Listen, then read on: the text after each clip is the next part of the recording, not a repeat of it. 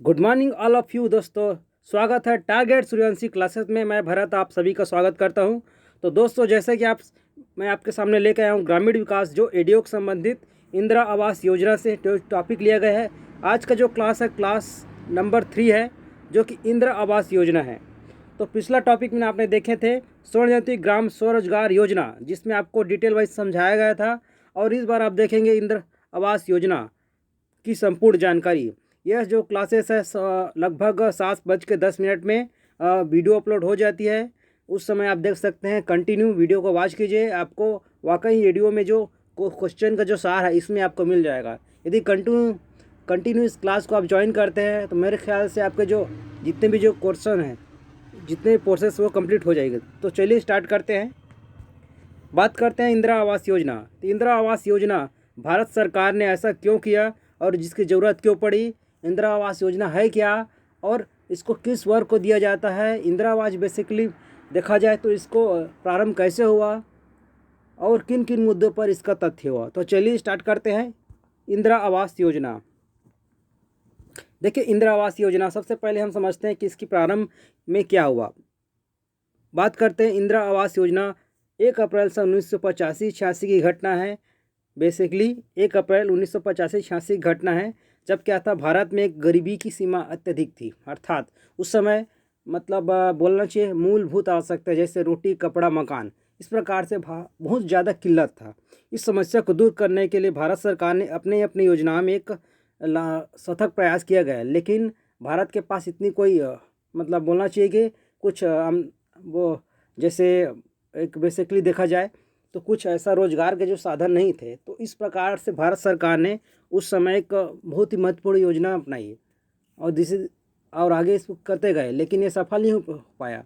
उस समय क्या था कि गरीब वर्ग को श्रेणी को अत्यधिक बल दिया जाने के लिए जो भारत सरकार ने कर रहा था, लेकिन ये धीरे धीरे असफल की सीमा नहीं कह सकता, लेकिन पूरी तरह से सफल नहीं हो पाया। अर्थात लाने का प्रयास किया गया लेकिन यह सफल नहीं हो पाया। अब बात करते हैं उस समय इंदिरा आवास योजना के सबसे पहले बेसिकली क्या होता है, भूमि रोजगार गारंटी कार्यक्रम। उस समय के लगभग जब इंदिरा गांधी जी प्रधानमंत्री थे उस समय उस कार्यकाल से लाया गया, जिसमें क्या था, यह जो है स्वतंत्र रूप से 1 जनवरी को स्वतंत्र रूप से चल रही थी। लेकिन उस समय इतना अत्यधिक बल नहीं था। बाद में इसका विचार किया गया और इन सभी मुद्दों पर एक आवास की आवश्यकता सभी को महसूस होने लगी।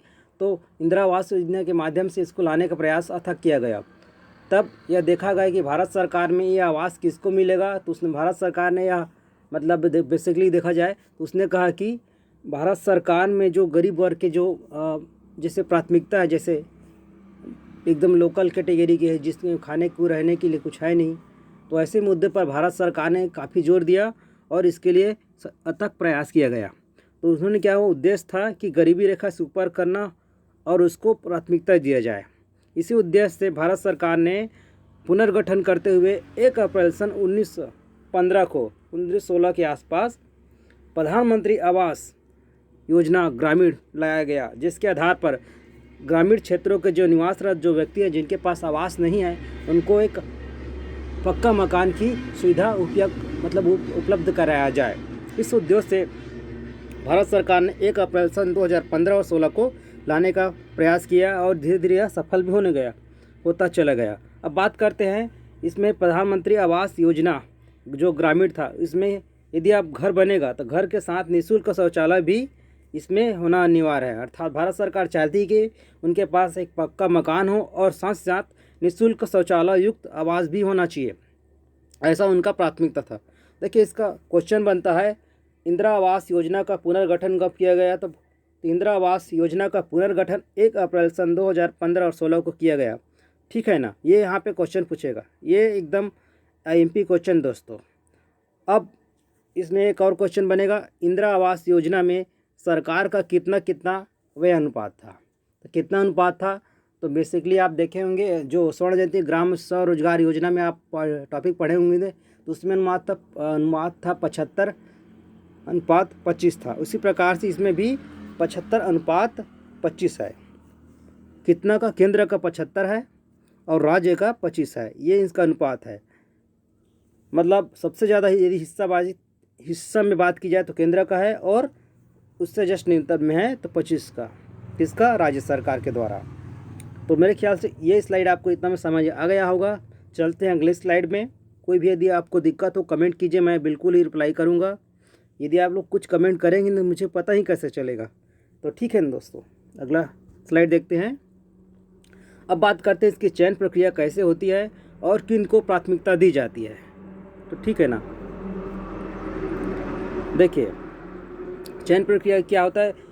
जब भारत सरकार ने देखा कि ऐसी कैसे किया जाए जिससे चयन किया जाए, तो उन्होंने क्या किया कि बीपीएल सूची के सर्वे देखा जाए। तो सन 2012 में बीपीएल सर्वे की सूची द्वारा यह देखा गया कितने गरीब परिवार हैं जो बिलोंग करते हैं, जिनको मतलब इंदिरा आवास की आवश्यकता है।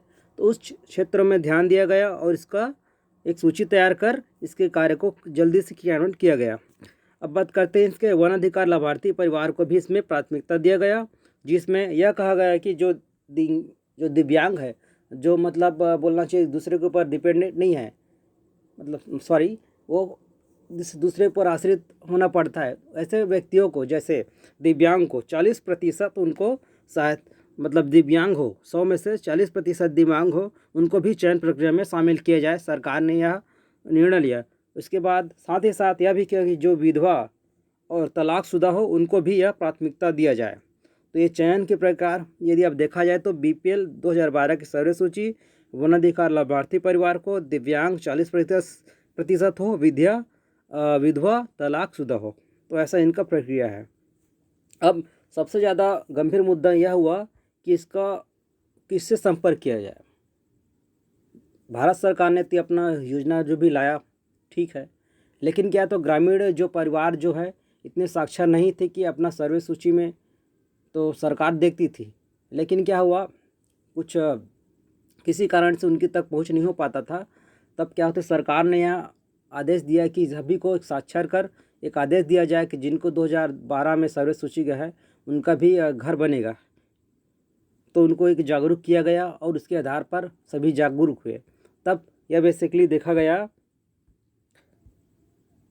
ठीक है ना, तब सभी जागरूक हुए। और क्या हुआ, इन्होंने संपर्क किया। किससे संपर्क किया, तो इसमें बताया गया कि यदि आपको इंदिरा आवास योजना का आपको संपर्क करना है तो सबसे पहले आपको हमारे भारत सरकार के पास नहीं पहुंचना है। आपको सबसे पहले क्या करना है, आपको ग्राम पंचायत के जो सरपंच है ना, और सचिव, उनसे संपर्क करना है। यदि वहाँ पे सरपंच और सचिव कुछ आपको सुझाव नहीं दे पाते हैं या आपको कुछ बता नहीं पाते हैं, उस कंडीशन में भारत सरकार आपकी मदद करेगी। ठीक है ना। तो यह आपको बता दिया जाता है कि यह जो योजना है मुख्य रूप से शहरी और ग्रामीण दोनों पर लागू किया गया है। भारत सरकार के द्वारा यह योजना शहरी और ग्रामीण दोनों पर लागू किया गया है। क्वेश्चन बनेगा कि इंदिरा आवास योजना में क्या दोनों पर लागू किया गया है, शहरी और ग्रामीण? तो जी हाँ, शहरी और ग्रामीण दोनों पर लागू किया गया है। ऐसा इसका क्वेश्चन बनता है। मेरे ख्याल से यह स्लाइड भी आपको समझ में आ गया होगा। चलते हैं अगले स्लाइड में।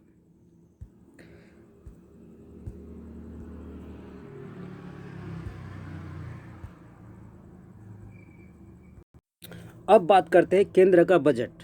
तो भारत सरकार ने क्या हुआ, जब इंदिरा आवास योजना ला गया तो उस समय एक प्राथमिकता दी गई कि यदि आवास बनाना हो तो भारत सरकार में जो बहुत अत्यधिक ग्रामीण परिवार से बिलोंग करते हैं और उनके लिए रहने के लिए कच्चा मकान ही है और पक्का मकान नहीं बना हुआ है, तो इस स्थिति में क्या हुआ, केंद्रीय बजट ला गया।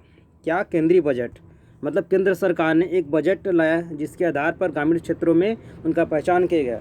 तब यह बेसिकली तो तब उस समय की बात है, तब 48,000 करोड़ रुपये आवंटित और 80 लाख घरों को पूरा किया गया उस केंद्र के बजट के माध्यम से। देखिए क्या होता है, जब केंद्र का बजट लाया जाता है तब उन क्षेत्रों को चिन्हांकित किया जाता है जो गरीब परिवार से है और अलग अलग क्षेत्र में निवास रहते हैं, जो आर्थिक रूप से मतलब कमज़ोर है। तो ऐसे वर्गों को ध्यान दिया गया। तो भारत सरकार ने अपने बजट में मुख्य रूप से ग्रामीण निवासरत को विशेष ध्यान देते हुए यह योजना में अपना सम्मिलित किया गया। इसमें क्या था, यह समय समय पर एक अभियान चला गया, अर्थात जागरूक करने के लिए भारत सरकार ने अपने केंद्र बजट में यह संदेश दिया और सभी को साक्षर करने के उद्देश्य से, जानकारी साक्षर के उद्देश्य से यह चलाया गया। भारत सरकार ने केंद्र के बजट में ग्रामीण आवास को अत्यधिक प्राथमिकता दिया गया। चलते हैं अगले स्लाइड में।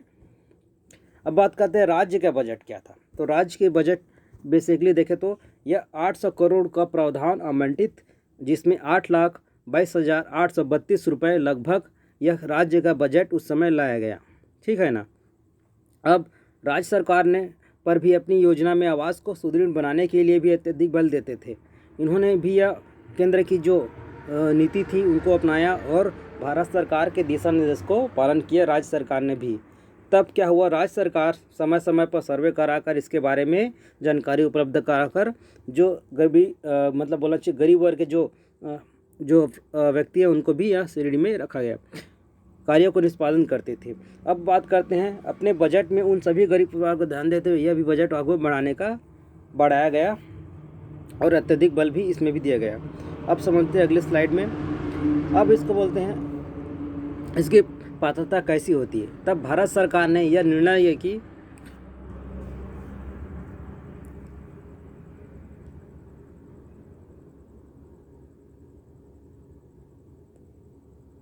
इसको आप देख सकते हैं, यह लगभग 40% है, 3% नहीं है, लगभग 40% है। आप पिछला स्लाइड में देखेंगे समझ में आ गया होगा आपको। तो भारत सरकार ने पात्रता के लिए इन मापदंडों का उपयोग किया 40% है। ठीक है। तो इसमें क्या है, 60% अनुसूचित जाति जनजाति के और मुक्त हुए जो बंधुआ मजदूर है ना, इनको प्राथमिकता दिया गया पात्रता के रूप में।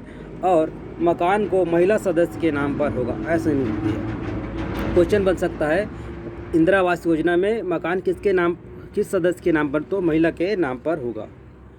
ठीक है दोस्तों। मकान बनाते समय क्या होता है, जब आपको घर बनाना होता है तो आपको सरकार के द्वारा कुछ निर्णय को आपको आदेश है उसको आपको पालन करना पड़ेगा। जब आप अपने घर को बनाएंगे, मतलब बोलना चाहिए कि आपको इंदिरा आवास योजना आपको मिल गया, कितना जो भी बजट है उसका पैसा का, है ना। अब मान लीजिए आपको घर बनाना है, तो घर बनाने के लिए आपको लगभग 20% आप अपने अनुसार घर बना सकते हैं। कितना? 20% अपने स्टाइल पे, मतलब घर को किचन का कैसे भी साइज आपके ऊपर है। और बाकी जो 80% है वह सरकार के अनुसार होगी। ठीक है ना। तो ये इसका बेसिकली इसका फंडा है और इंदिरा आवास योजना का ये टॉपिक यहाँ पे ख़त्म हुआ। तो दोस्तों, यदि यह क्लास आपको बहुत ही अच्छा लगा हो या आपको कुछ इसमें कोई त्रुटि हो तो बिल्कुल कमेंट कीजिएगा, तभी मैं आपको रिप्लाई दे पाऊँगा। और वीडियो आपको अच्छा लगे तो आप प्लीज़ चैनल को शेयर, सब्सक्राइब और कंटिन्यू देखते रहिए। अगला पार्ट 4 है जिसमें आप देखेंगे विभिन्न जो मुद्दे हैं अलग अलग योजना से लेके आएंगे। तो मिलते हैं अगले वीडियो में। जय हिंद दोस्तों।